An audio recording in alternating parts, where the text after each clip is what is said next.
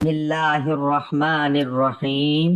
ویسے تو کسی کو کسی سے محبت ہونے کی مختلف نشانیاں ہوتی ہیں، مثلا والدین کی محبت اولاد کے لیے، میاں بیوی کی آپس کی محبت، بہن بھائیوں کی محبت، لیکن یہ محبت تو قدرتی ہے جو اللہ تعالیٰ نے ان رشتوں میں رکھی ہے۔ آج ہم آپ کو محبت کی ایک ایسی نشانی کے بارے میں بتانے جا رہے ہیں کہ اگر آپ کی زندگی میں وہ نشانی پائی جائے تو سمجھ لیں کہ آپ دنیا کے خوش قسمت ترین انسان ہیں، اور آپ کے ساتھ محبت کرنے والے بے شمار ہیں۔ یہ نشانی کیا ہے اور اس بارے میں حضرت علی رضی اللہ تعالی عنہ کا کیا فرمان ہے، اس حوالے سے مکمل تفصیل جاننے کے لیے ہماری ویڈیو کو آخر تک لازمی دیکھیے گا۔ محترم ناظرین، ہم آپ کو اس نشانی کے بارے میں بھی بتائیں گے، لیکن اس سے پہلے آپ کو ایک ایسی محبت کے بارے میں بتاتے ہیں کہ جو محبت ایسی ہے جو کبھی ختم نہ ہونے والی محبت ہے۔ پیارے آقا صلی اللہ علیہ وسلم کی محبت جو کہ ہر امتی کے لیے ہے۔ ہمارے آقا صلی اللہ علیہ وسلم نے اپنے قیامت تک آنے والے امتی سے ایسی محبت کی ہے کہ جس کی مثال ملنا مشکل ہے۔ آپ صلی اللہ علیہ وسلم نے ہمیشہ اپنی دعاؤں میں اپنے امتیوں کو یاد رکھا۔ اللہ تعالیٰ سے جب بھی مانگا ہے اپنے امتیوں کے لیے لازمی مانگا ہے، اور جب قیامت کا دن ہوگا ہر کوئی نفسی نفسی کر رہا ہوگا تو اس وقت ہمارے پیارے آقا صلی اللہ علیہ وسلم فرما رہے ہوں گے امتی امتی۔ اس لیے فرمایا کہ ہمارے آقا صلی اللہ علیہ وسلم کی اپنے امتیوں کے لیے جو محبت ہے وہ دائمی ہے، باقی سب محبتیں فانی ہیں اور ختم ہونے والی ہیں۔ دوستو، متعدد روایات میں دوسروں کے لیے دعا کرنے کی تاکید ملتی ہے، اور یہ بات ہوتی ہے کہ دوسروں کے لیے کی جانے والی دعائیں قبول ہوتی ہیں، لیکن اگر ہم اپنا حال دیکھیں تو بہت کم لوگ ایسے ہیں کہ جو دوسروں کے لیے دعائیں مانگتے ہیں۔ ہر کسی کی کوشش ہوتی ہے کہ وہ اپنے لیے مانگے، حالانکہ اللہ تعالیٰ دوسروں کے لیے مانگی جانے والی دعاؤں کو جلد قبول فرماتا ہے۔ حدیث پاک میں ہے، نبی کریم صلی اللہ علیہ وسلم نے فرمایا، پیٹھ پیچھے مسلمان بھائی کی دعا قبول ہوتی ہے۔ اس کے پاس ایک فرشتہ دعا کرنے والے کے سر کے قریب مقرر ہوتا ہے۔ جب کوئی کسی مسلمان بھائی کے لیے دعا کرتا ہے تو فرشتہ اس پر آمین کہتا ہے، اور یوں کہتا ہے، مسلمان کے حق میں تو نے جو دعا کی ہے وہ تیرے لیے بھی اس جیسی ہی نعمت و دولت کی خوشخبری ہے۔ ایک حدیث پاک میں اس طرح وارد ہوا ہے، حضور نبی کریم صلی اللہ علیہ وسلم نے فرمایا، اللہ تعالیٰ فرماتے ہیں، میں پہلے تجھ سے شروع کروں گا، یعنی تم نے جو دعائیں دوسروں کے لیے مانگی ہوں وہ سب دعائیں میں پہلے تمہارے حق میں قبول کروں گا، پہلے تمہیں دوں گا۔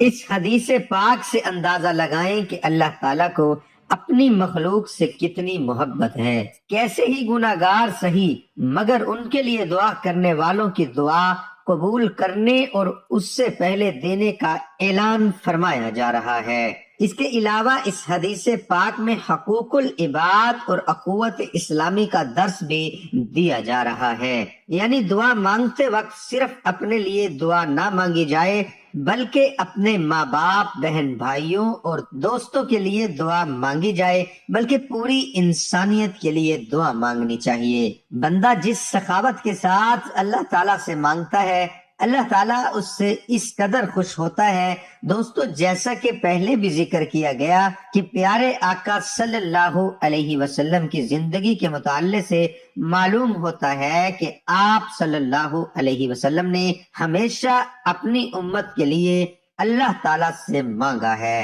اور ہر وقت آپ صلی اللہ علیہ وسلم کو اپنی امت ہی کی فکر رہتی ہے۔ آپ کو بتاتے چلیں، حضرت امام غزالی رحمت اللہ علیہ فرماتے ہیں، ایک حدیث میں آیا ہے کہ آدمی کی دعا اس کے بھائی کے حق میں اس قدر زیادہ قبول ہوتی ہے کہ خود اس کے حق میں اتنی قبول نہیں ہوتی۔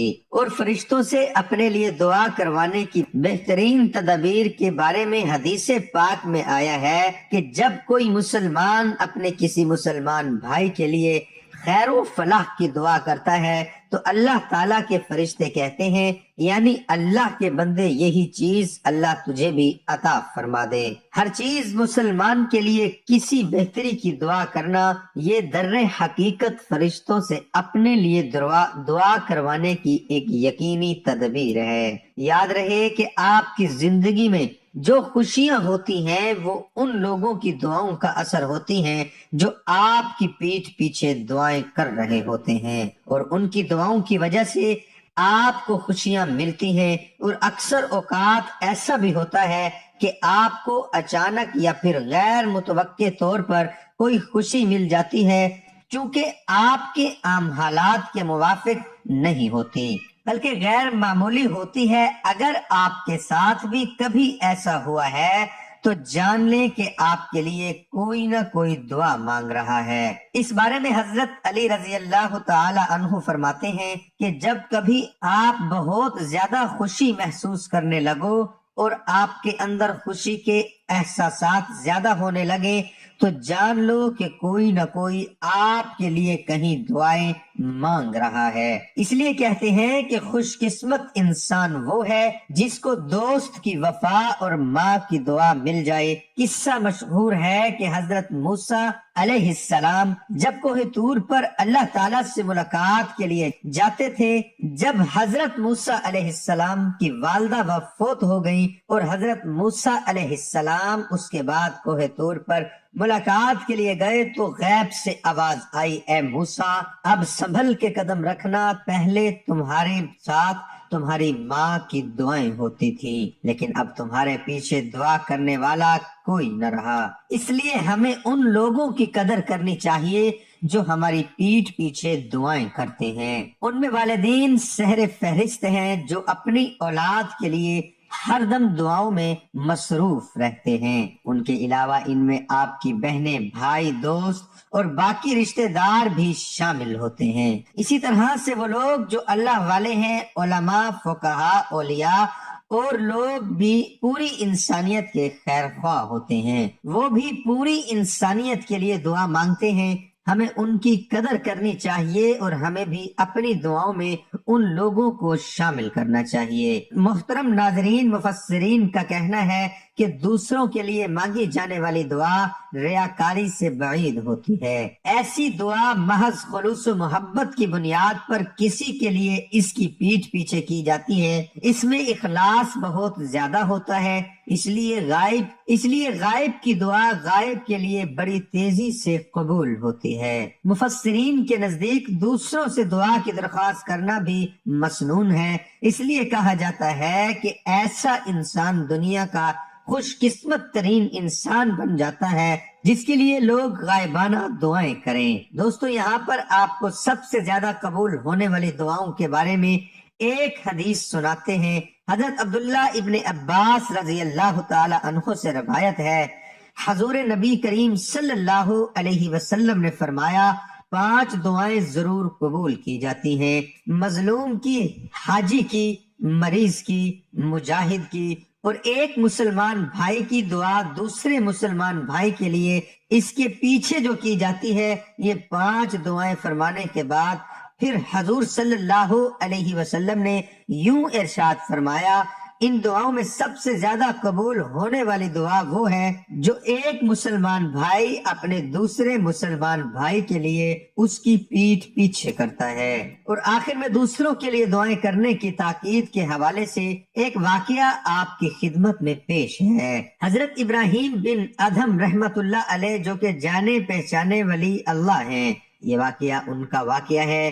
وہ فرماتے ہیں کہ ایک مرتبہ میں خانہ کعبہ میں موجود تھا اور میں رات کے وقت اس موقع کی تلاش میں رہتا تھا کہ مجھے خانہ کعبہ خالی ملے اور میں خانہ کعبہ کی چادر پکڑ کر اللہ تعالیٰ سے اپنے لیے دعا مانگ لوں۔ ایک رات بارش ہو رہی تھی اور خانہ کعبہ میں کوئی موجود نہ تھا، اور ایسے میں مجھے خانہ کعبہ خالی ملا تو میں فوراً خانہ کعبہ کے پاس گیا اور باب کعبہ میں ہاتھ ڈال کر دعا مانگنے لگا، میں اپنے لیے مغفرت کی دعا مانگنے لگا تو غیب سے آواز آئی، ہم سے ہماری مخلوق کے بارے میں گفتگو کرو۔ میں نے دوبارہ کہا میں تو اپنی بخشش چاہتا ہوں۔ دوبارہ آواز آئی کہ تم جو دوسروں کے لیے مانگو گے وہ تمہارے حق میں بہتر تھا۔